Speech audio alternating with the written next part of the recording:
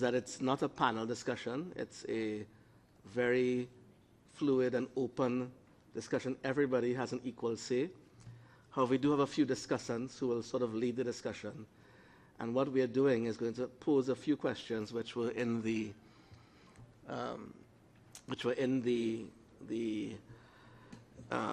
description for this session. So to do that, I'm going to start with an introduction of today's session and then pose one or two questions to our discussants who are not currently prepped to answer, but they would fall in as accordingly, and then we will ask you as participants in the roundtable to fall in as well and discuss. So one of the first things I wanted to say is that last year's roundtable was called Death, Disaster, and the Internet, if you recall.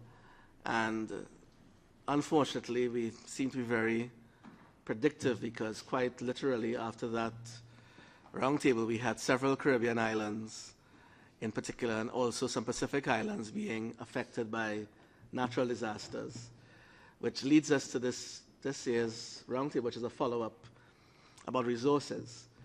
So the question is a very interesting one because one of the things that we ask in our countries is where are our resources that are designed to help us participate in the internet economy.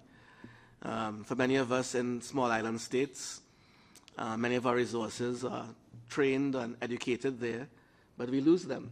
When I say resources, I mean human resources in this scenario. So they go to the US or Europe, and they don't return. So we've educated them, whether they're educated in country or out of country, but they don't return. And our resources to do our work in participating in that economy is challenged. And on the flip side of that, in terms of the digital economy and the issues of bandwidth, some of our operators and ISPs have, and I know Maureen Hilliard will want to weigh in heavily on this, have been very challenged providing the necessary bandwidth and resources at an affordable price for us to actually do what we need to do to participate in the economy. So the question is a very controversial one. Are we running out of resources? Is that a real question? Or is it that the way we are structured as small island developing states don't allow us to truly effectively optimize what we have in our countries as native people living there?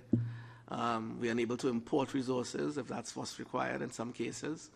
And I would like to refer here to a report that was done by the Internet Society, actually. And we have Jane Coffin, who is one of the architects of that report, one of the lead scribes. And she would also provide some insight as to what they found across the board from their study of several small and developing states. So that's a sort of a kind of a brief introduction to the topic. It's really very open. I hope it's clear to all. And what I would want to do, as I said before, it's open to all to discuss. But I first want to ask one of our discussants to respond to that opening. Maybe I could, because of I'm a Caribbean person, I would ask my Pacific colleague, either Maureen or Andrew, who I saw join us, to maybe respond, or maybe even Sala to give us a countervailing point from the Pacific Island or even an alignment point. So it's up to you. As I said, it's open, and let's see who wants to go first from the Pacific. Perhaps Maureen might want to go first. Maureen Hilliard. Thank you. Thank you, Tracy. Actually, I think it'd be really great if we had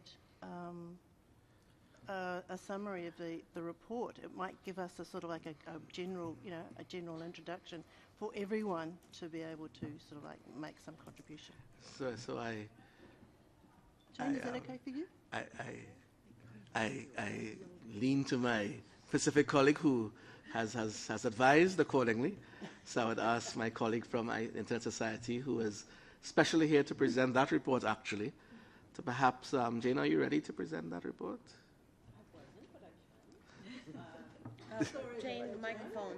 Jane, the mic. No, she's not talking yet. Yeah. So while we have some, maybe some silence, all right, there we go. Jane's ready. Thanks, Jane. Thank you, everyone, and good morning. I know, wow, there are people here, sorry. The Internet Society, I think many of you know who we are focused very much on landlocked developing countries and small island developing states. It's something you'll see in most United Nations organizations as well as a keen focus because of the specific nature of SIDS and LLDCs, landlocked developing countries. But specifically with SIDS, we have great chapters, great colleagues who live in these communities, and our Vice President, Raul Echevarria, was very keen to make sure that we were focused on SIDS this year and next year, particularly going into large development conferences and meetings like this, so there could be an extra focus. I would say from a global community's perspective, you have a collective action you can take as a community of interest. As Tracy, as you're saying, are resources running away? I don't think so, but there are ways that you can leverage those resources better. And one aspect of that is when large development organizations and banks give loans, it costs them as much to do a $1 loan as it would a $10 million from a resource perspective, human resource perspective, inside their organizations. So if you're all looking at competing for grants and money, there may be a collective way to do this. And it's just a suggestion from me from discussions I've had over the last couple of days with people. But the key thing that we did was we took a look from a cross-section of SIDS from around the world, whether it was from Africa, the Pacific, or the Caribbean. We had a peer review with both individuals living in those economies, consultants from the World Bank, A4AI, I don't know if you know the Alliance for Affordable Internet, and other similar institutions. The importance of having a peer review was to take input from people who are doing different economic studies, different communication studies, and to take a look at the benefit that the internet can bring. I think it's no longer an assumption, and we know this years ago when I used to do communications work in developing countries, landlocked countries. I used to have to fight to prove to the World Bank and others that communications led to economic development. Now the World Bank will show you fabulous reports, and they've done all this great research, as has the ITU. ISOC is trying to contribute to this in a small way, specifically with a focus on what internet connectivity can do. But now we no longer have to prove that communications and internet connectivity leads to economic and social development and growth. It's a fact, yeah?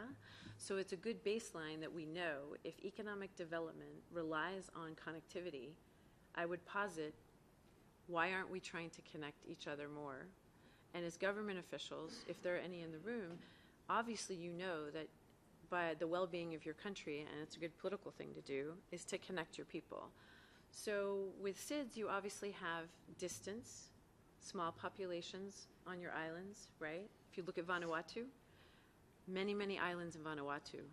And Sala, who's from Fiji, knows, Tracy, who's from Trinidad, you've got different islands that have different resources. Some will have mining, some might have oil and gas, others are agriculturally dependent, obviously fishing, tourism.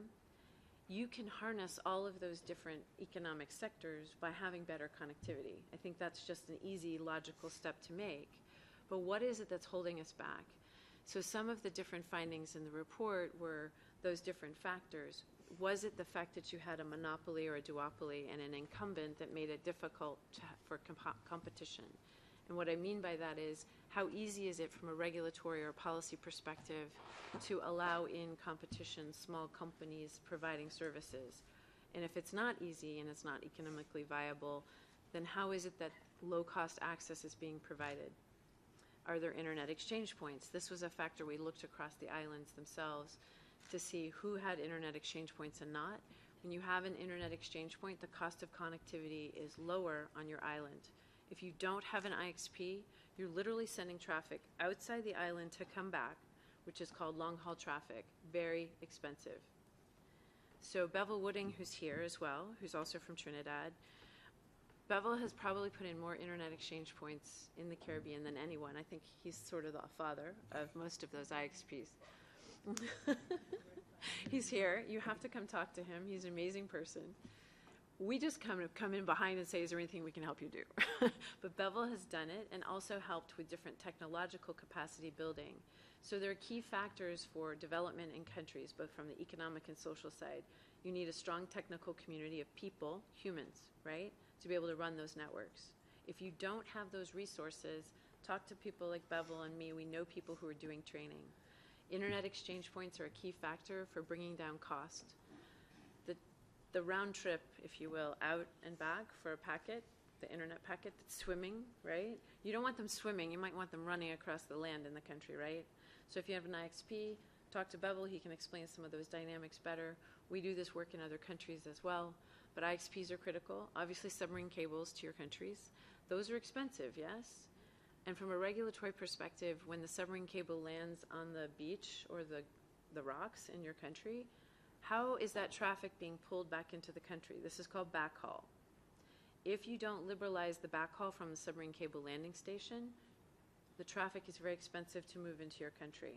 There's a huge regulatory and policy issue here with connectivity that needs to be explored. So I guess much of the conversation here also is, where is the multi-stakeholder model working in your countries where you have access to politicians, people who are technologists, and can talk to each other to try and create a better enabling environment across the board? So the report's looking at different factors from IXP development, submarine cable access, the cost of connectivity, and what those different communications infrastructures can help enable, whether it's ag, tourism, government resources, education, health, financial inclusion, and disaster relief. One thing I'll leave you with is that, and I'm not sure if there's anyone here from Vanuatu. Is there anyone here from Vanuatu? They're coming this week. There's a great story about a community network, which is a bottom-up wireless sort of Wi-Fi mesh network that was developed on one of the islands. Yes. A young woman named Alexis, who was a Peace Corps volunteer with her husband, was living on this island. There was very little health services that were available, and they were trying to promote e-health. So they ended up doing a bottom-up network, which is what we call the community networks. They bought a tower. They had to go through a lot of regulatory and policy discussions to get the tower up on the island. The funny thing about that tower is that it allowed the nurse who was in the village to be able to provide more services, but to communicate with others in the community, so she felt like she wasn't alone in that community. To get a universal service funding grant, it took a year because they had the regulation in place, but they didn't have all the rules, procedures, and processes established. So if you work in a government ministry and you've got a universal service fund, you've got to figure out a way to help make it walk. These are one of the things that we keep seeing around the world. You have this funding potentially that you've collected from the taxes that you're pushing out on you're collecting from the carriers, but you're not pushing it back into your community. I'd say this is a great place for civil society, for different companies to come together to try and figure out how you can create bottom-up connectivity in your different places. There's a great session tomorrow at 17:20. It's the Dynamic Coalition for Community Connectivity with Luca Belli. Luca and many experts from around the world are there to tell you about community networks that have been built. One of the factors in the report that we found, obviously, is that education is important. I think literacy was just mentioned in the last panel.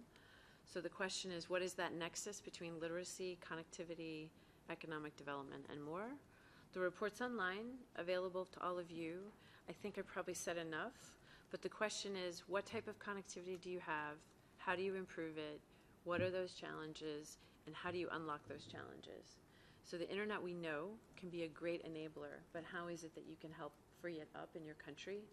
And access isn't just the fiber coming into the country, it's also how affordable that access is. So it's bringing down those price points with different connectivity options. I'll stop there because there's lots more you need to discuss. So. Thank you, Jane. And perhaps you could let us know that where the report is available and yes. And well, so on. we have a new website, which the search engine is kind of complicated. So I'll send it around to Tracy so that does everyone here? We're not connected in a group. It's on our website, so you should search for SIDS on the ISOC website in our search engine. And the report's title, hang on, is Ensuring Sustainable Connectivity in Small Island Developing States. So if you search for SIDS in 2017, you'll find it. And Mike Jensen, who's a great colleague of ours from lots of different work, has helped co-write the report. So Mike's here, he just walked in. But again, it's called the Ensuring Sustainable Connectivity in Small Island Developing States. It was released, I believe, in June this year, but we were working on it for most of the year.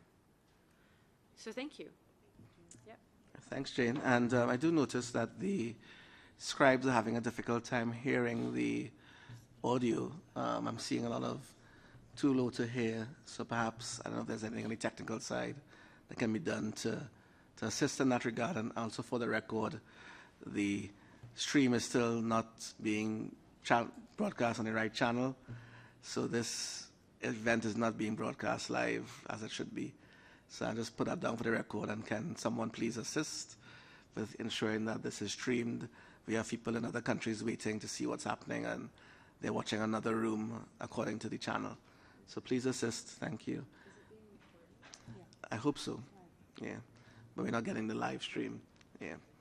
So given that we've had the ISOC intervention, maybe I could re-toss to the Pacific side of this, and I don't know if it'll be Sala or Andrew to talk about the points that I had raised, but I'm watching the banter to see who's going to do it, and it looks like it might be Sala.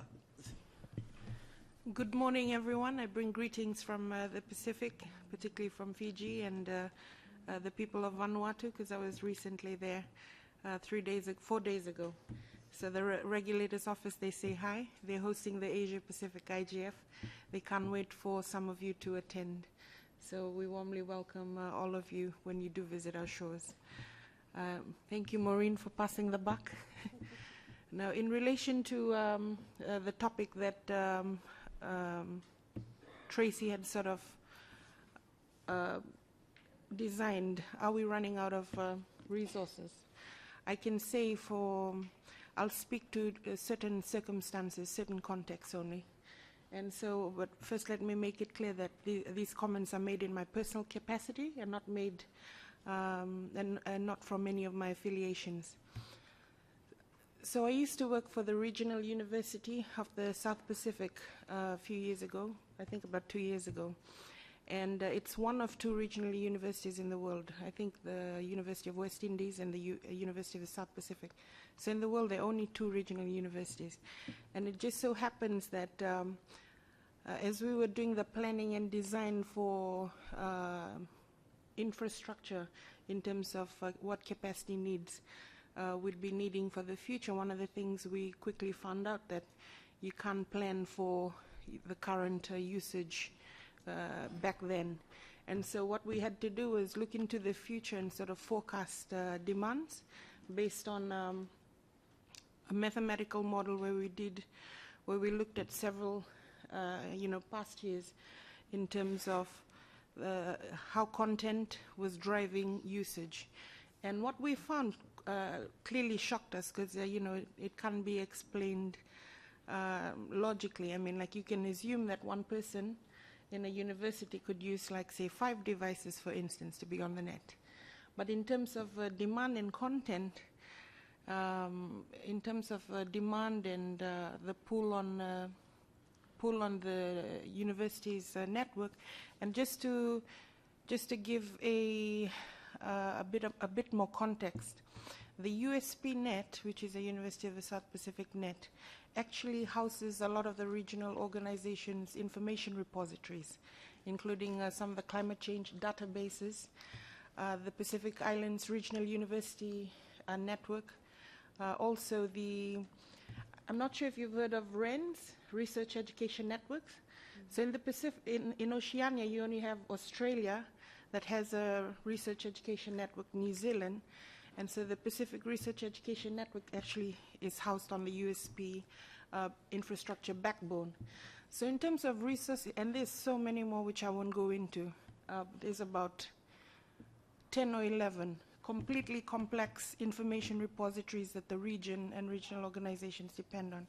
So based on those infrastructure pools, Tracy's question is actually a valid one, and there are serious resource constraints. And just alluding to, connecting it to Jane's report, and one of the major challenges is the liberalization of the backhaul. So not every country and territory in the Pacific region, and by the way, the Pacific, or Oceania, is made up of 27 countries and territories that are signed with country code top-level domains.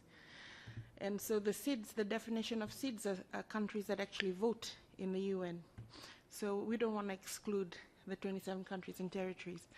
And it has been said that the most expensive internet accessibility and affordability is actually from this part of the world in the Pacific.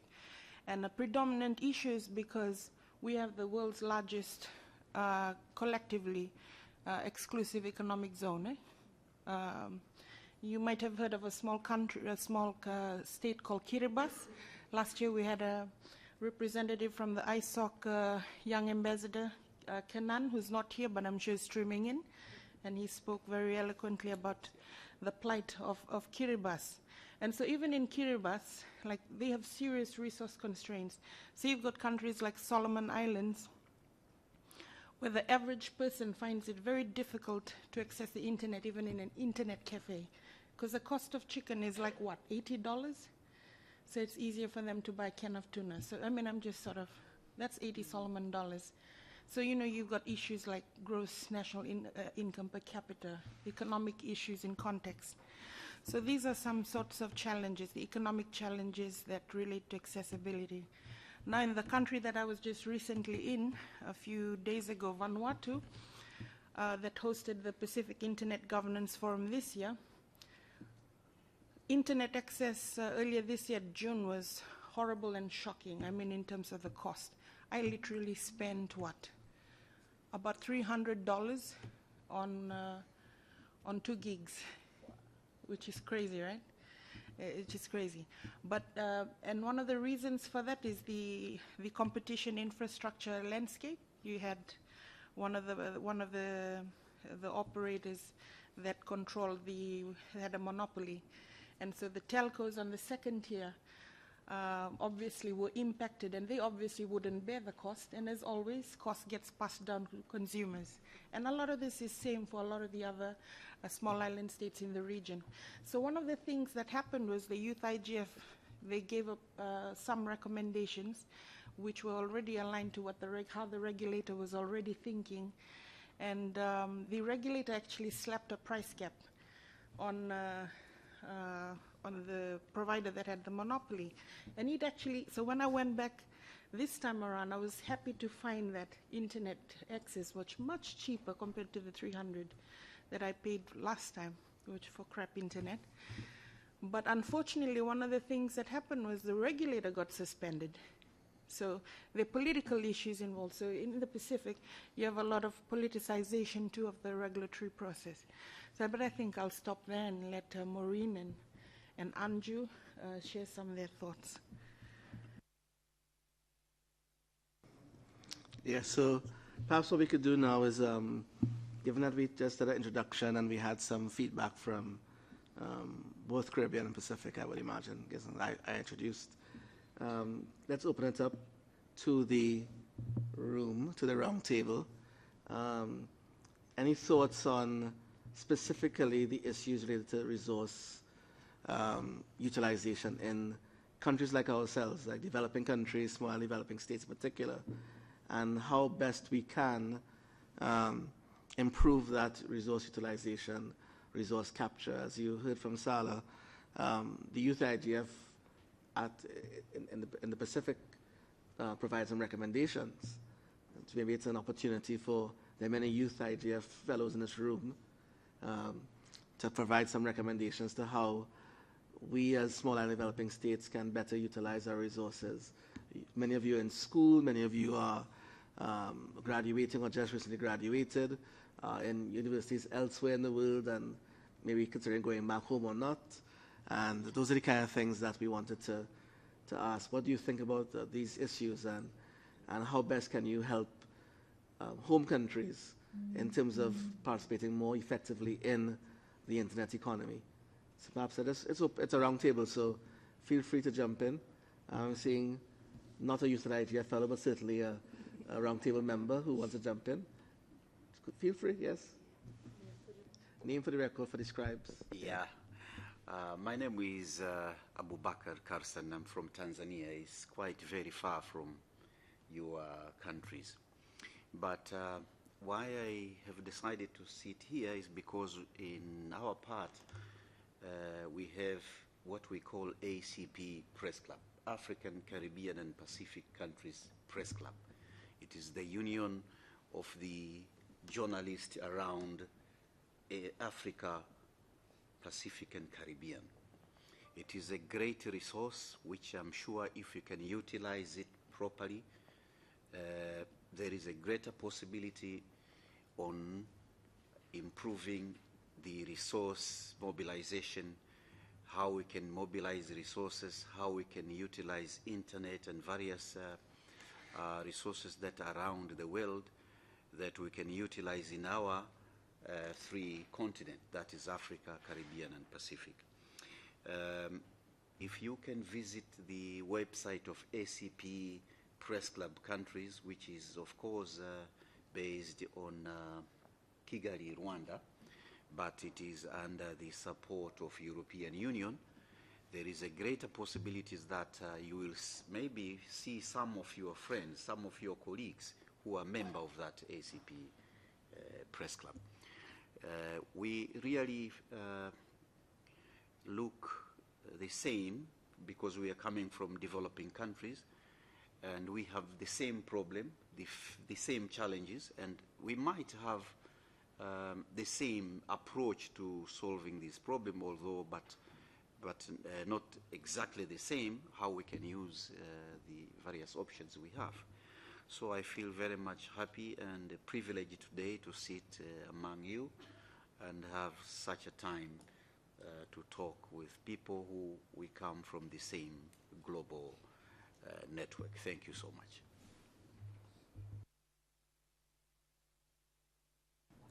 All right, so is there anything else from the floor that, sure, go ahead. One thing I didn't mention, and I'll speak slowly for the scribes. Yesterday, I was supposed to help Sala out and talk about the ITU, the International Telecommunication Union, and some of their resources. The ITU pays specific attention, and I don't know if the ITU rep is here. They're working on reports about the topic of SIDS and LLDCs. All of their resolutions related to development make a specific reference to SIDS and LLDCs. If you're from a small island developing state and you go to these big meetings, or if you have a representative from your region, often the Caribbean will send one country to represent the Caribbean in order to maximize their resources at an ITU meeting. There is specific focus paid on the SIDS themselves in order to try and maximize resources. So find your ITU people that go and try and encourage them to make special references, get special concessions into these resolutions so that you can bring them home.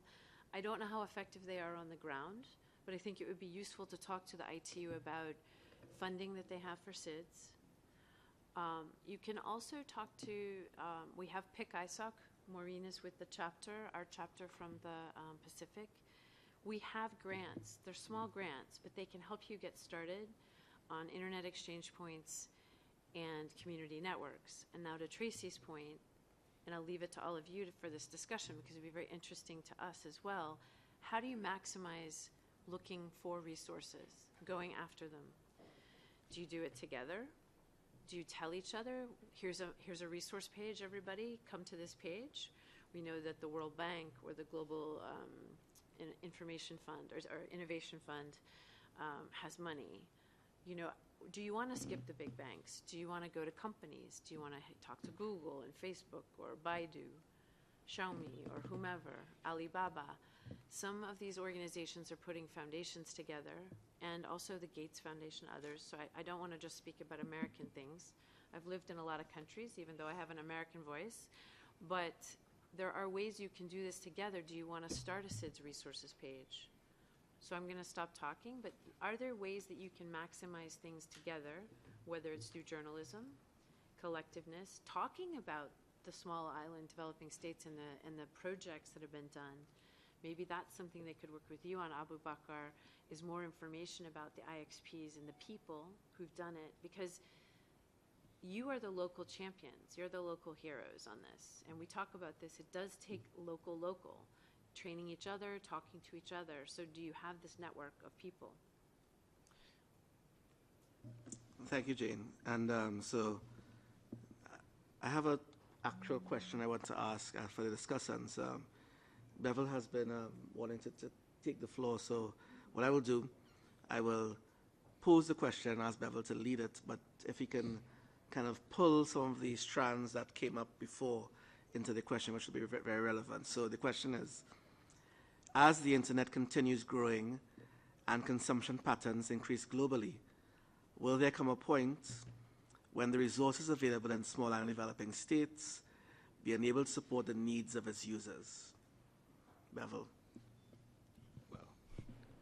I'll answer that question, Tracy. Bevel Wooding. I work and represent a number of Caribbean territories in the areas of internet development, and I have been, over the last few years, able to see in the trenches some of the very real issues that affect the advance and the development and the deployment of internet technologies in developing states.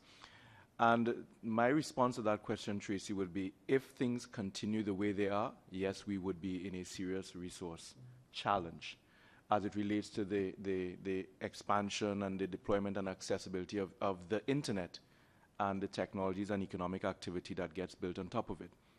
But there's a bright side to it, which is if we are careful and if we are deliberate, we can actually ensure that our territories have the requisite amount of internet capacity. And that's where things get very interesting. And I want to draw on the last comment from Abu Bakr about the role of the media.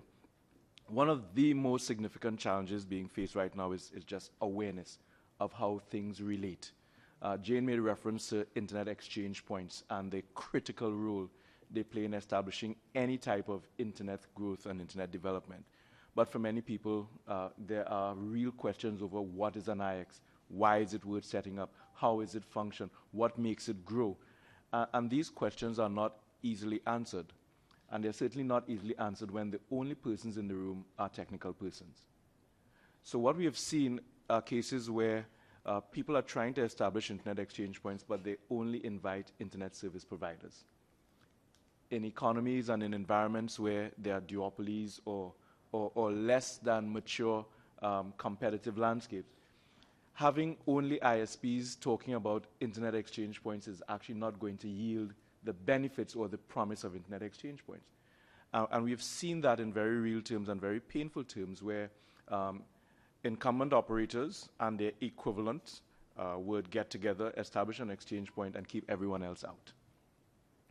Or suppress the sharing, or not allow for content to be developed locally and only concern themselves with international content. And when you think about the issue of what does it mean to have the resources that allow for the internet to flourish in any territory, you start to recognize that it's a combination of the technical component, the regulatory environment, the entrepreneurial environment, the education environment. There are a set of people and a set of groups that will not necessarily see themselves as collaborators in the process, who, if they are not aware of what one is doing and how and when it needs to connect to what they would like to do, you just won't get the results. So what we've started building around this multi-stakeholder dialogue in terms of the Caribbean Internet Governance Forum are a set of national internet governance fora where these topics can become even more hyper-local, and where conversations around what is network resilience, what are the benefits of not just the internet exchange point, but caching servers and local content and autonomous networks. Those conversations really shape the foundation for the internet economy, but those are not conversations that are commonly had, one. And two, they're not conversations that the media will easily take up and put as a headline. There is no bleeding, there is no murder, there is no scandal or sensation to internet infrastructure. And so we recognize that we have to engage the media in a new kind of education track to allow them to understand what some of these issues are and how they impact national and economic and social development. And that's a process. So some big points that we're currently working on that I will share with the room. One, an emphasis on critical internet infrastructure and the various components of it, including encouraging organizations that might not normally see themselves as requiring their own number resources and their own autonomous networks to start to think about those things. We have been working in the region through the Caribbean Network Operators Group, CARIBNOG, to engage there are two RIRs in the Caribbean, LACNIC and ARIN.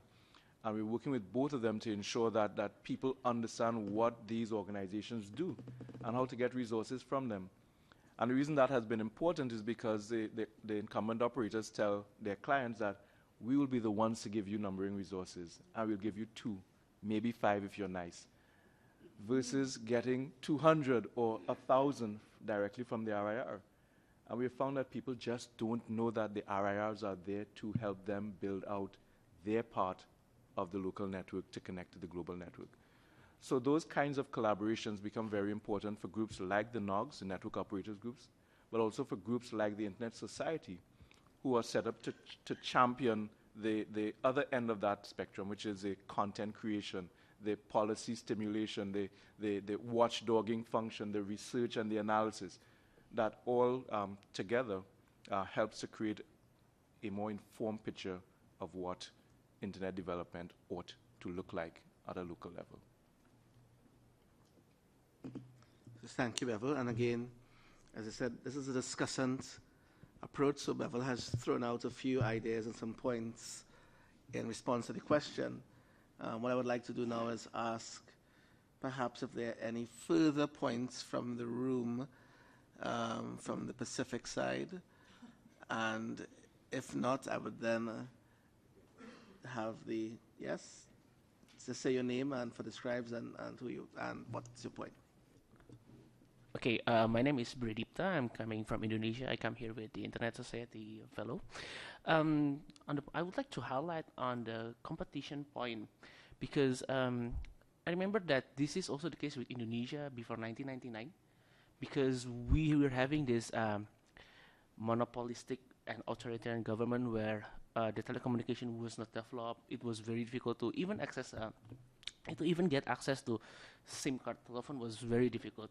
But it was since the economic recession at 1999, the IMF promised to give some financial aid, but with the return of deregulation, demonopolization of the economy, and since ever that, the Indonesia witnessed rapid growth of telecommunication industries alongside the internet. So maybe this is also reflected in the condition of Pacific states in the sense that maybe there is the need of I don't know, maybe a promise or an aid in return of demonopolization, some increase of regulation and so forth. Thank you.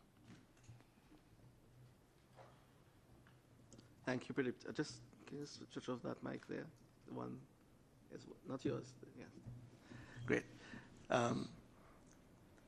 I'm seeing, how many hands am I seeing on that side? Good. So 2 on this side. So go ahead, introduce yourself and your point. How does this work? It's on. Okay. Hello, everyone. My name is Gonala Astbrink from Australia, but I have done a fair bit of work in the Pacific. And I have worked with the Pacific Disability Forum, who has surveyed people with disabilities in different countries, in Fiji, Papua New Guinea, Cook Islands, and Marshall Islands, about how people with disabilities use the internet, mobile phones, and if they don't use it, why they don't use it. And it's startling, the number of people. Well, it's not really startling. We thought there would be low usage, and there is. And that is for a number of reasons. A lot of it has to do with affordability, lack of education, cultural issues. And we heard before about universal service funds. And certainly universal service funds could be a great avenue for providing discounted services when it comes to people with disability in accessing not only the mobile phone itself, but also the cost of using it on a monthly basis. In a lot of cases, people might get a mobile phone as a gift from their relatives living, say, in New Zealand or in the US or other places. But to actually use it is very expensive. So I'm just thinking of universal service funds and how they can be used in a broader sense, and making the best use of that resource and working together to find the best ways of developing guidelines so that's possible. Thank you. Thank you, and that's a very interesting point about unlocking, I think, the resources that are available not only within the USFs, but also within the people. So we talk about running out of resources, human resources, but there's an opportunity, I think, to look at those who are not also, or you haven't looked at before. People with disabilities are people you would not normally associate with the digital economy because for whatever discriminatory reasons or prejudice that happens. So there's an opportunity, I think, today, given that small developing states are in fact running out of resources, to look inward and see if those skills that are currently locked, if you want to use that word, within PWDs, if there's a way to bring that to the fore, to ensure that those resources, those skills, if they're already there or if they can be skilled up, to bring them to the table and to have them contribute to the economies and to make them, bring them fully to the surface. And I think that's an interesting point. And that affects other things as well. Women and girls, session before we talked about that. We talk about youth, obviously. That's the first point. And also issues related to people who are at risk, so at-risk groups who may not currently be part of the economy in the way we want them to be. Perhaps it's a way to convert or to course correct and bring them to the economy in that direction so that they can also contribute in situations like that. So it's not just what I would call the elite groups who are university graduates who have the first bite of the cherry, but also those who whose things are locked in some way through other means or methods. I saw Andrew had a hand up. Is it still up? Andrew?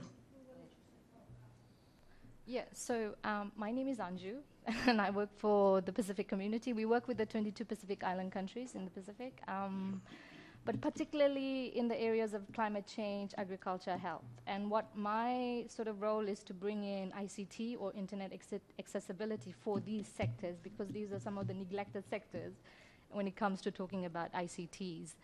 But one thing I wanted to mention was, I know we're talking about a lot of challenges, like, for example, climate change, etc., but I think there are great opportunities, and there are also a lot of things happening in the Pacific. So, for example, Fiji was just part of the COP23 in Bonn, and they tabled a few things, and they were able to get funding to do work in the area of climate change, etc. But unfortunately, there was nothing sort of related to ICT or internet accessibility. But this comes back to the point about Pacific countries especially the ministers that are working in this area, should also be connecting to what's going on worldwide or internationally. And the other thing I wanted to mention was there's a lot of initiatives that are happening, and I think Jane mentioned one in Vanuatu, but based on the Vanuatu's universal access policy, there's a remote island, they're working on a computer-based laboratory and internet community center. So these are some of the things that are already happening, but I think the missing part is they still need a lot of support.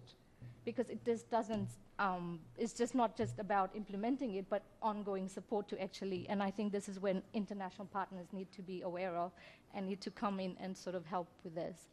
The other thing is with internet exchange. Fiji has just launched one, if I'm correct, yeah, Salah, Maureen? And Vanuatu has already launched it. But again, like I said, there's opportunities about learning from them, because there are good practices, like Bevel said, there are good practices happening in the Caribbean, and learning from them. And this is one thing that we are not really doing. And I know I shouldn't be mentioning, because I know this is related to accessibility and stuff, but in terms of other things that are happening, like for example, Tonga has a national cert program. And this was also funded by the Australian government and APNIC. So I think, again, these are some of the things that are happening in the Pacific. So there's quite a lot of things that are already happening, but I think one of the key challenges is that we need ongoing support, and sustainability is one of the key things that I want to highlight here. Once development organizations or donors come in, they implement or they push in funds for like a year or two, but what happens? Then the countries struggle, or the organizations in the Pacific struggle to sort of maintain and sustain these initiatives.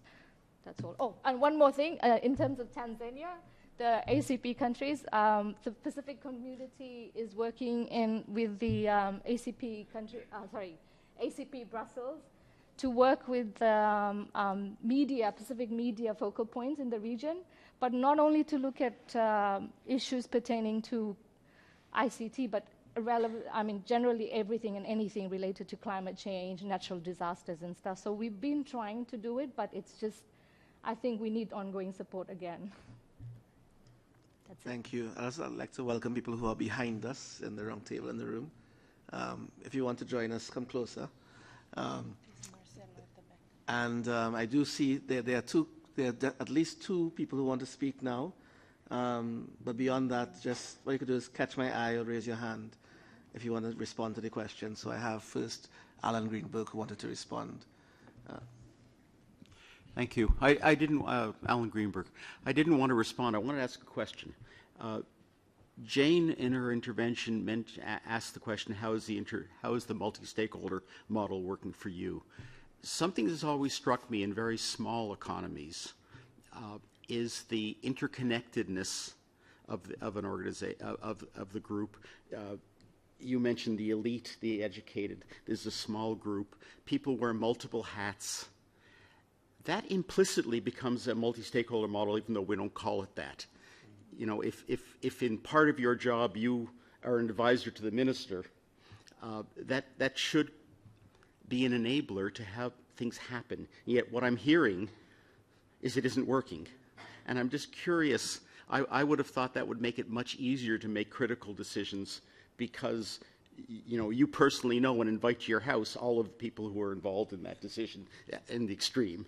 And I'm curious why it doesn't seem to be working and helping advance some of these things. Thank you. Well, we're not that small, but but I do see your point. I think from where I sit, I just want to respond to that. I think that there are many issues working. The politics within the small island states are not straightforward. So it's even if someone knows someone, as you allude to, it's not necessarily doesn't necessarily mean that I can call a minister if I did know the minister, and tomorrow something happens. The legislative framework, the wheels of process in an economy that is descended from colonial times and so on, and all of the resource challenges that fraught therein may not necessarily lead to what you want to happen. They're very good ideas, that are very willing and passionate people, even politicians, I dare say, who would like to have things happen. But the wheels of the economy and the wheels of the process, environment, institutional frameworks don't necessarily make it happen. And it's not something that, while we don't want to take a fatalistic view of it, we like to change it, but it's quite difficult. And having a minister over coffee or for drinks can't yet solve that. So I think that is something that we may want to correct in the future. There are a few rebuttals coming in. So Alan wants to just let Alan rebut here. It's not a rebuttal, just a comment. I'm not particularly naive. But the communication channels I was referring to in another environment don't exist at all. And you would have to go through horrible things to even make contact. And so just the existence of a communication channel, I was wondering to what extent does it facilitate it? It doesn't make it magic. Yeah. Just Bevel Wooding, just to respond, Alan, you're correct in that those channels are shorter in small societies and small environments. And to me, there's a plus and a minus state. The plus is it is easy to get multiple stakeholders together into a room to have a conversation. The minus is that the risk of exposing yourself on multiple fronts normally inhibits persons from making that outreach if they're not fully aware of what point of attack may follow their attempts to bridge divides. In English, basically, the same thing that allows us to easily hold meetings and get groups together is the same thing that allows somebody to be punished or to be ostracized or to be misinterpreted because they wear multiple hats and because they represent various interests.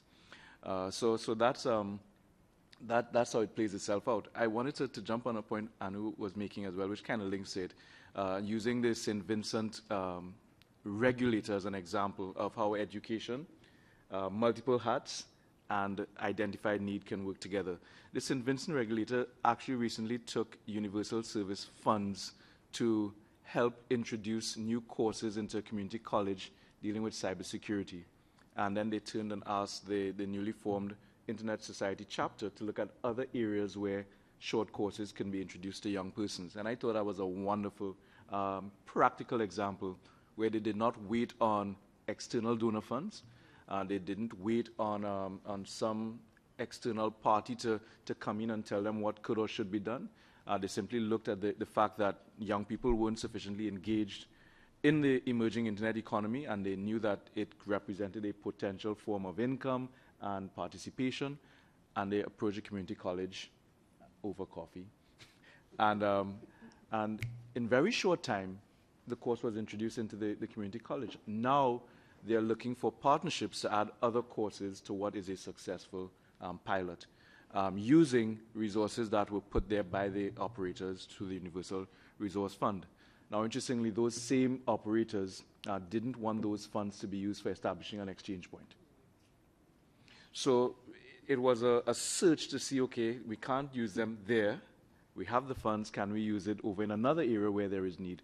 And they found something that everyone could agree on, which is education for the young people. And that was a good example. Thank you. So before Sala and Maureen, just want to see if there's any, going down the round square table, if there are any points down or in the back who wants to weigh in before anybody repeats, because there's some repeating points coming, repeating people speaking. Looking around. Not seeing any hands. Okay, so first Maureen and then Sala. Thank you, Tracy.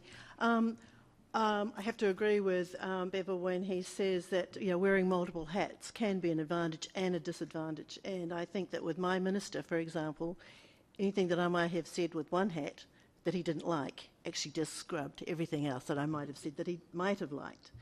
But I think one of the things I wanted to raise the Cook Islands at this particular stage because from up until now, the internet, which we are a country of 14,000, and we have a satellite that is dedicated to us, O3B satellite, mega sort of like bit capacity, but we the government treats the internet as a luxury item, so that you can have the people who can afford it and those who can't.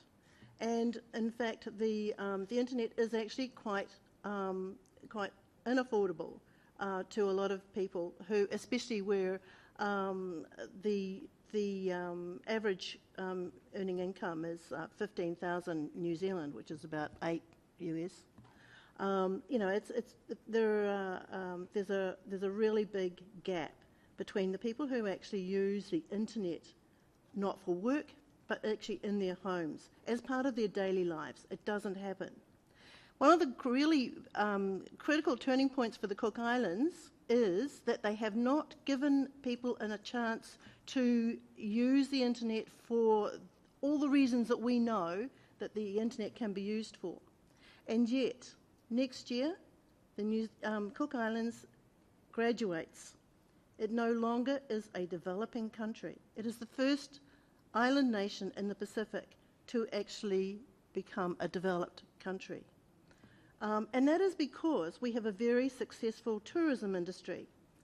But the tourism industry, when the GDP is sort of like constructed, is divided, what the money we earn is divided by the small population. Of course, it looks as if we are very wealthy, but it doesn't take into account that there are the very wealthy and there are the very poor people who don't access the internet, and the government doesn't support or encourage the use of the internet for the training and the skills development of the local population. So we're actually sort of like going to be very disadvantaged as we move into this new era, and at the same time the government has been given a grant by the New Zealand government, and they'll get a loan from ADB to be connected to the cable in 2019. All very well, but there has been no move to improve the infrastructure. There is still no sort of like strong governance, sort of like interests, sort of like to make sure that with this increased and enhanced resource, that we're actually going to make the best. It's going to have the best value for the people. So there are really important issues that the Cook Island government needs to be sorting out within the next month. As I mentioned, I'm on a telecommunication advisory council and representing civil society. But honestly, we have advised the minister on several instances on several issues. But I don't know who he listens to, because he doesn't listen to us. He goes off the island, comes back with a magnificent idea that's got nothing to do with what we said. So but that's small island. We're a small village, and again, like what people say and what they, the conversations that they have may not mean anything when other people are also involved. But so there we stand. We'll be moving into another status, and we will not have access to developing country funds. So we have to look at, the internet's going to become more important. The internet's got to become an economic enabler for the people. But we're going to be starting from behind the mark, because like a lot of our people have not had the contact, the training, and all the skills development that they will need in order for that to be successful. Thank you. And I think that's another failure. Apologies to all the economists in the room. A failure of economics and how things are calculated in terms of GDPs and the way economies are ranked. I know that's a sore point for many countries, where with commodities cycling between highs and lows, and your GDP goes up and down, you move in and out of these slots and your funds dry up, and it's a very classic case of resources running out. And when you get put into that bucket, it's difficult to get back in the other bucket. And no one seems to understand the issues that these countries face are not necessarily only economic, dollars and cents, GDP, per capita issues. They're very real social, environmental, structural, infrastructural issues that those figures can't even begin to address. And until they realize that, and I think the SIDS report that ISOC alluded to those issues, until those things emerge more and more, we're going to have challenges like this coming to the fore. Sala? I'd just like to pick up on the comment by our colleague from Indonesia, who made remarks on competition, the impact of competition policies. And I think and it's not unique to the SIDS region, it's something that affects telecommunications globally. The impact of competition policies on access is a very real thing, and particularly even more so in small island developing states where things tend to be heavily politicized. What I should say, even the US is politicized with the FCC net neutrality. Hey, Alan. Anyway, he's Canadian, so he couldn't be bothered. Yes, small joke. Anyway, having said that, there's this balance in terms of you want to have robust competition policies, but also to ensure that it has to be light-handed. You don't want to have very heavy-handed regulation. And so even now when we're introducing things like, I shouldn't say when we're introducing, when you say internet governance in communities within SID states, there are many who are not necessarily integrated in the IGF processes, as Anju had mentioned. And they seem to think that the meaning of governance is to regulate, you know. So there's, and going back to what Jane said in terms of education and what Bevel underscored in terms of, again, education, I just thought I'd point to an IGF in Nairobi, where we're following that meeting, we got Bevel to come to the Pacific, thanks to the US State Department who sponsored. And thanks to APNIC, we reached out to APNIC Director General, Paul Wilson, who's sitting right at the back there. Yes, and we got Bevel and a few others to facilitate a youth tech camp. So we did internet governance policy training and also building and designing of mobile apps, which was led by Bevel.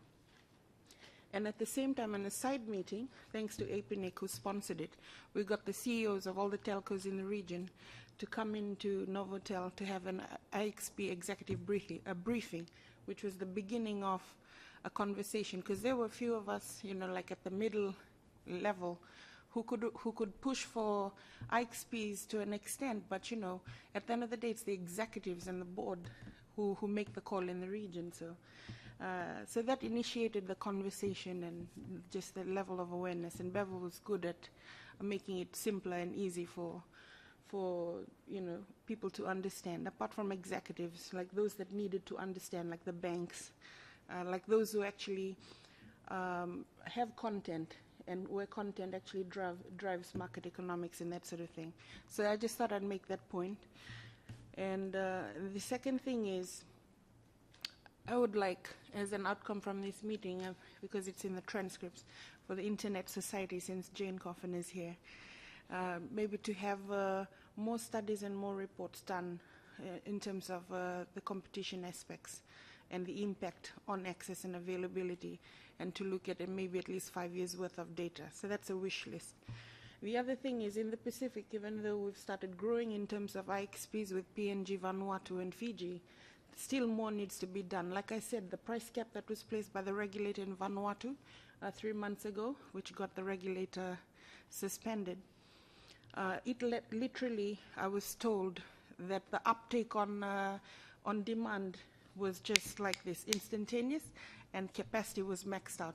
So in terms of backhaul, obviously because it's expensive to buy backhaul because it's not liberalized, that was another issue. But just for the sake, since it's being transcribed, I thought I'd just highlight some challenges that were listed during a consultation, and these are some of it. We have segregated information infrastructure platforms, data integrity issues all across the Pacific, a lack of international and regional awareness and existence of information. In other words, we need the wish list to the SIDS community. We need a global SIDS repository where we can consolidate information that can be shared across SID states. And the other one is lack of cohesion leading to wastage of resources, offloading data sets extraterritorially. And just to give an example of this, a lot of our metrology, as you know, SID states are prone to disasters. And so we've had issues with data sets gone missing. If you go to Vanuatu right now, the GIS, I went there for work 2 months ago, and I asked to pull some data sets, all gone. They have to start from scratch. but you won't see that published anywhere. And there's a lack of centralized regional virtual treaty depository, and currently in the Pacific we don't have advanced modeling capabilities, and Anju knows even SPC has to use Melbourne University for their supercomputers. So back to you, Tracy. Thank you. And we have just about 20 minutes left. So the final discussion question, and it's something that I think even Sala would want to weigh in on, given what we did on yesterday. So the SIDS continue to struggle with resource challenges in all forms: water, food, shelter, energy, quality of air. And many of these challenges have the potential to further drain the limited bandwidth, network resources, and human capacity available to public, private, and civil society actors in these territories. How then do we, as small, vulnerable economies, work together to meet and rise above this challenge, or risk quite literally being drowned in a digital revolution? So the question is, as small and developing states and as vulnerable economies, not just only, I guess, SIDS in this scenario, how can we all work together to develop one, and every meeting we talk about a research agenda or an action agenda, or even a SIDS alliance of some sort, to really get this moving beyond talking and beyond coming to the IGF and having a session and moving on. Is there a way that we can really make this real?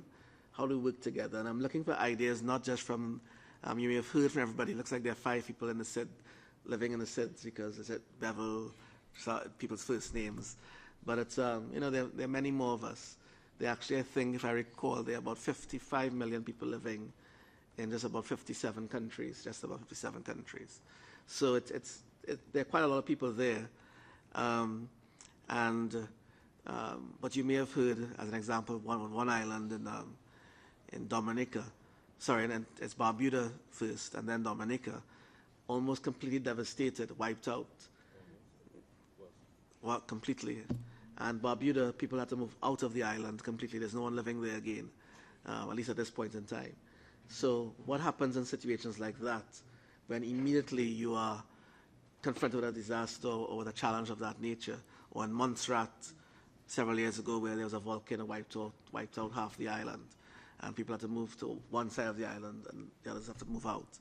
How can we work together? So I'm looking to the people in the room, suggestions, ideas, working together as countries, as people, to solve these problems, and let's document it and let's get it going.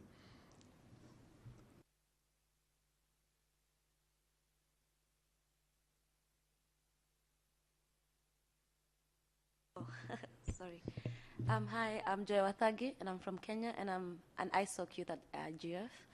And I think in such situations, we could probably come up with regional treaties that could address resettlement issues. So countries could probably decide that, if this country is affected by such a disaster, other countries should happily accommodate them, and it should be, and the signatories have to adhere to them. It should be like a binding treaty. That's my contribution. Thank you. So I haven't heard a lot of people, so yes, say your name and Hello, my name is Rebecca Rektimbo. I'm from Tanzania. I'm an ISOC youth at IGF.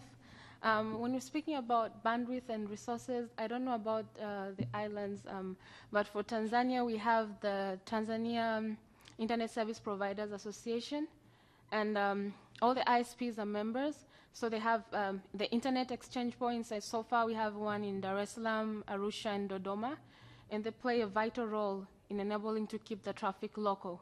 And another key thing that it helps with is, I don't know to what extent they have involved content delivery networks, but the engagement of more than ISPs in this matter of the IX internet exchange points could be a vital role. I think he talked about that, and there's a need to look at that the internet exchange point should not only involve ISPs, but also involve content delivery networks and other key players. Another key thing is public-private partnership. the engagement of the government and the private sectors, that is individuals and organizations, could play a vital role to ensure that we have sustainability of the bandwidth and resources within these countries. That could be the same case for other developing countries, apart from islands. And then the issue of spectrum owners, that is like ISPs, being able to share the spectrum with other, that comes with a cost implication, though there could be a doubling of the capacity of cell towers and base stations so as to have broader bandwidth, increase in bandwidth. So I think there are a lot of critical factors that are involved, and they each have an important contribution to ensuring this. But I think we could start with public-private partnership, although I know for most countries there's a lot of politics involved, so that's a bit of a challenge. But if we could push for that and push for IXPs to involve more than just internet service providers, I think we're on our way to finding a solution to solve the issue of bandwidth and resources. Thank you. Thank you. Those are two excellent points from the youth group. Do we have anything further from our guests in the room? Yes, seeing another one. Hello everybody, I'm Karika and I'm from India, and I'm also a Youth at IGF Fellow. So yeah, I'm just taking your point, I'm extending your point as a matter of fact, and this is related to the bandwidth issue, like the fact that it's not just fiber that needs to be ensured, but also affordability, which has to be the primary concern. So with regard to this, in case of India, we have this policy which is called the Corporate Social Responsibility Policy, whereby each say ISP, in our case, so we have private players and we have to contribute to 2% of the profit for say social issues which are important. So if such a policy could be mandated for every ISP service provider, that 2% of the net profit, or say X% of the net profit, should be aimed primarily to increase access in those areas which where internet penetration has still not taken place, I think that could go a long way. Just a suggestion, but I'm not sure how feasible that is, of course. Yeah. Thank you. Thank you, Karika. Anything else?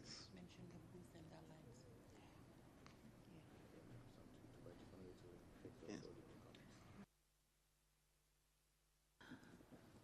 One idea that I have, and it's not for us to do for you, but for you to do together. Many of the summits we've had, whether on community networks or internet exchange points, the participants have gotten together, all of you, and they formed a WhatsApp group. And then they formed a website group, a mail group, sorry. By working with each other and letting you all know what's going on, what one country's done, maybe it's Salah or Bevel, Tracy, the young woman who spoke from Tanzania, and thank you very much. Content delivery networks are very important. Many of them do want to provide services in your countries, and IXPs are a great place to host them. Back to the point, create a WhatsApp group of those of you that know each other and are interested, because you can constantly keep each other in touch. There's a group here on my mobile from a community network group in sub-Saharan Africa. I see their notes every day. Hey, there's a grant out. Did you all see it? Hey, you got the grant in Kenya. Awesome. And they're constantly supporting each other. That's community. You people are the future of connectivity in your countries, not me. I can tell you about other things going on, but you can do it. We've seen what Bevel's done, what Tracy's done, what Salah's done.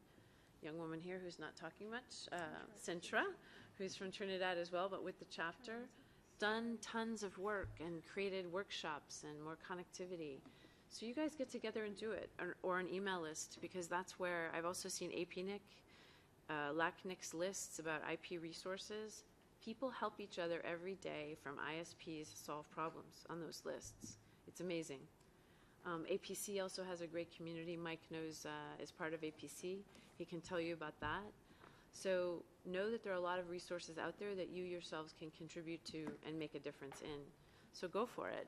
You know, Tracy may be the head honcho here. You could lead the group and get a SIDS WhatsApp group together out of this meeting. So it's just a suggestion. That's a good point, Jane. So I'd just like to mention that yesterday there was a SIDS preparatory session on day 0 that my colleague Sala quite expertly maneuvered through the MAG, the UN MAG system, and got us a session that replaced another session, and we had quite a number of heavy hitters there. And in that session, we proposed something of nature of a SIDS alliance, which would be, I think, the first step towards maybe what we're discussing there. We could start with a WhatsApp group, but it could also be a platform for moving forward. I will let Sala speak a little more on that in about a couple of minutes, but I think Bevel wanted to follow up strongly on what you were saying. So let's Bevel go first, and then probably I'll toss to Sala to give some more details on the SIDS alliance aspect. Thanks, Tracy. Bevel Wooding.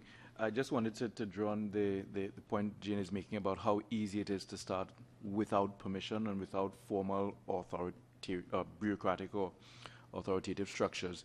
After the last set of storms in the Caribbean, a number of persons got together, myself included, to look at what went wrong. Why did an entire country go offline after a hurricane? Hurricanes are annual events. These ought not to hit us by surprise. Why did the landlines go down, the radio communications go down, the mobile networks go down? And where were we not looking to be surprised by such a recurrent event? And what we decided to do in the end was to form amongst ourselves a commission to review Caribbean network resilience. And we decided to do this because we knew that it would take the formal structures months to mobilize and to approve commissioners and so on. And so we just started to make some phone calls. We spoke to some of the internet organizations. We spoke to persons who we knew around the region and across the world who would be interested in analyzing the various aspects of what went wrong. And we made sure that the group not have any persons with an interest in excuse making. This is supposed to be an objective analysis of it.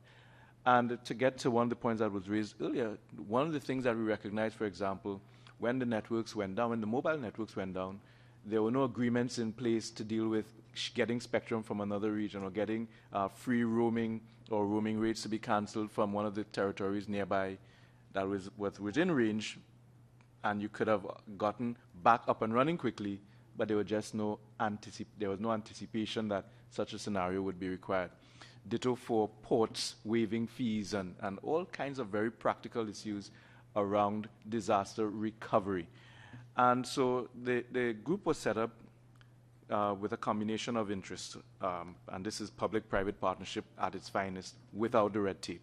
The Caribbean Telecommunications Union, the Caribbean Network Operators Group, ISOC, Packet Clearinghouse, ARIN, ICANN, all agreed to be part of the group. And then we made calls to Cisco and IBM, equipment vendors, meteorologists, climatologists, who could then help us also look into, and what do we need to do to make sure this never, ever, ever, ever happens again. And we came up with, the commission is only now being set up, and we expect to start in earnest in January. But we already identified the areas that we want to put a microscope upon. One is the autonomous networks. One of the things that happened is that there was a blind trust in the investment decisions of the service providers. People simply assumed that they had appropriate backup, they assumed that they had sufficient network resilience, and they assumed that they had sufficient response capability in place. All of these assumptions prove false. And so what we want to make sure is that we can now embark on a campaign for autonomous networks. Now, identifying it as important and then convincing others who don't have a history of setting up such networks, managing such networks, and reducing their dependency on the operators is a process that is going to take time. And so we recognize that. The second thing we realized was a campaign for local content, applications, and services. And this gets back into the whole issue of who writes your apps, who develops your software. Some basic things like tracking where volunteers were going and who had which skills were not part of the available pool of resource in the aftermath of the storms. And we said, given the software talent, given the high levels of mobile usage in the region, Why did we not have apps to deal with the migration, to deal with the displacement, to deal with the volunteerism, to deal with all of these things that we know kids could write in a weekend of activity? That must never, ever, ever happen again. And then the last one was local research. We had people doing flyovers to guess how many fields were damaged and how many ports and structures were affected by the storms. Where were the satellite maps? Where was the topography and GIS type applications to help us have a before and after picture? And again, the feeling is if we pool existing resource, that should never, ever, ever happen again. You all with me? The thing showed us in a very real way the practical benefit of working together and bringing people together in new partnerships. And one of the reasons why we feel that the Commission has to have both a combination of persons from the region and persons from outside the region is we also acknowledge the reality that local voices don't always get local respect. And so a big part of what we want to come out of the exercise are a set of trusted recommendations. So if you don't want to believe the person on the ground, believe the person who stood beside him who was not from the territory, who has credentials from large name companies that you respect or that you regard more highly than your own local talent.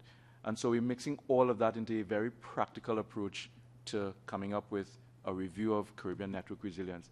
I actually think that that model will apply in any territory, in any of our developing regions, as it relates to being prepared for events in a world where we expect more crises to come upon our territories. Thanks.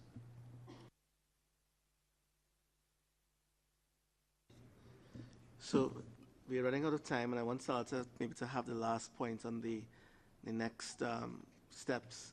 So I'm seeing, can I just do a quick take of so many points are left on the room? Because that'll be it. Right, so it's just one. Go ahead. Okay, my name is Brian. Hello, everyone. My name is Brian from South Africa. So I just want to comment on the challenges that can be faced, or most probably through natural disasters, and how we can contribute together, most probably from different countries. So I've been just thinking about it as our colleague here was just saying that we need research and we need volunteers, we need people to contribute. So what I've been thinking about is that most probably maybe we've been talking about the Pacific, the natural disasters, about destruction of buildings and infrastructure and whatever. So what I've been thinking is that I don't know whether it will be possible to create a website that is going to have the main key resources that one would need for survival after natural disasters. Most probably the key things to be looked at that website would be water, food, air, and energy. For example, after a disaster, one might also suggest that countries can also donate solar panels or harness energy from water waves so that you can at least get quick connection for the people to start reconnecting or communicating about the disasters. Also, this can help in volunteering. I've seen in natural disasters, people checking in on Facebook that I'm safe, this is happening. People can also further create donation, should I say, donation portals where people can put more money to help the locals in trying to bring back the community. I don't know whether is that possible to have a website that can have all the papers or all the necessary ideas that one can quickly utilize after a natural disaster. Thank you, Brian. Excellent.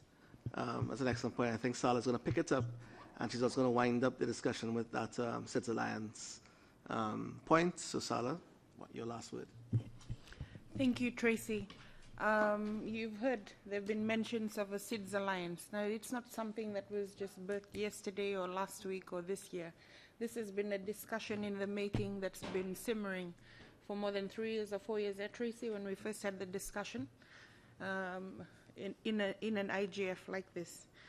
So one of the things I've been noticing is, you know how the Internet Governance Forum, you have the best practice forums, you have the dynamic coalitions, you have the intersessionals, and then you have workshop proposals coming up from the communities and from individuals.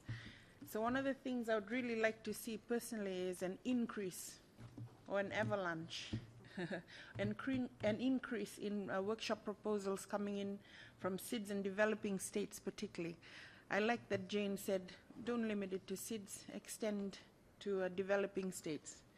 And that's certainly awesome, because you can only move forward, collaborating and broadening the alliance. Having said that, yesterday we had a preparatory session, which was opened by the ambassador from the Fiji mission to permanent rep to the UN in Geneva.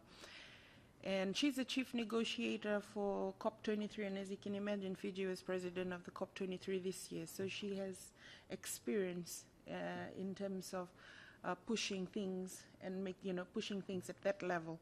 So we thought we should get a champion to champion our voices in that particular level, and at the same time the different levels. So we were also privileged, weren't we, Tracy, to have UNDESA present as well, because UNDESA, they look after, apart from the IGF project, they also look after the SDGs, and they're the ones who funded the UN Oceans Conference and that sort of thing. And quite aside from that, just underscoring what Jane mentioned, that at the end of the day it's the community. And Bevel said, you don't need permission. And that's also something the Undersecretary General of UNDESA said, you don't need permission to set up a global policy repository. Go ahead and start one, what's stopping you? And so here's the proposal. We have a SIDS, by the way, we have a SIDS booth for the first time in the history of 12 IGFs.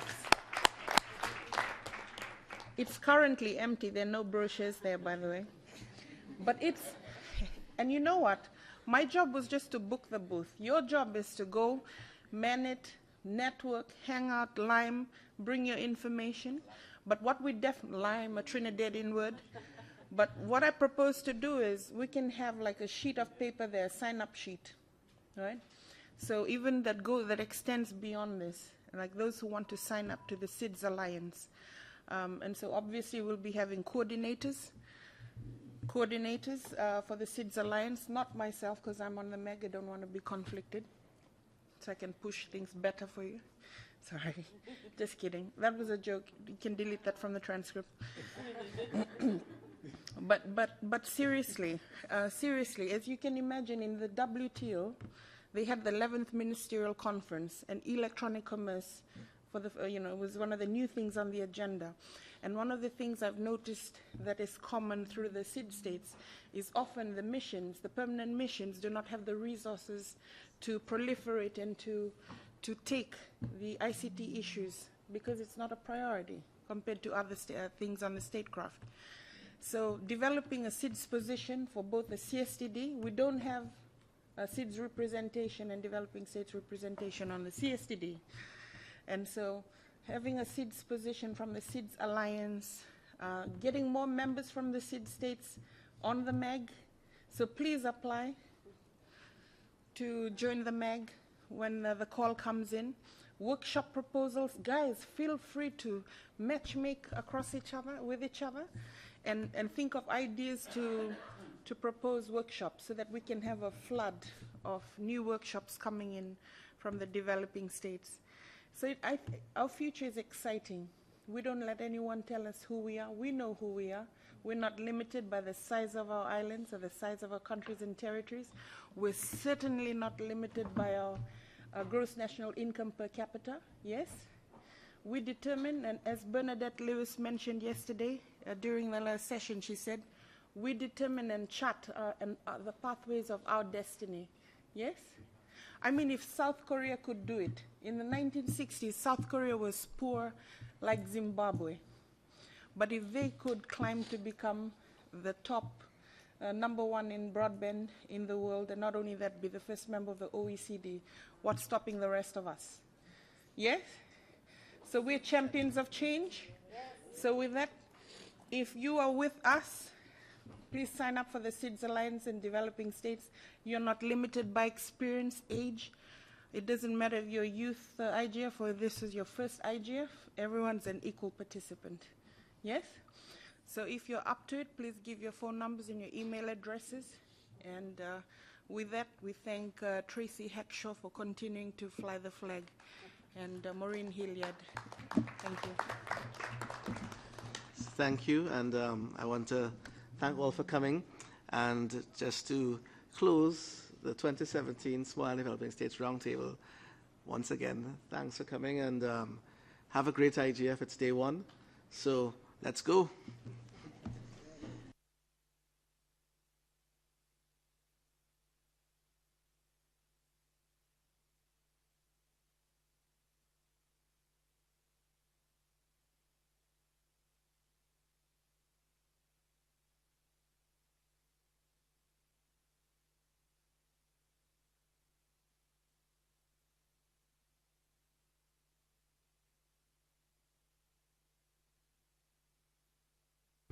Oh, guys, Marcelo will just tell us where the booth is so we all know.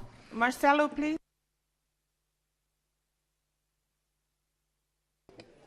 So my booth is broadlights.org, is upstairs next to GSMA, so more or less half the way when you come in. Next to GSMA, thank you.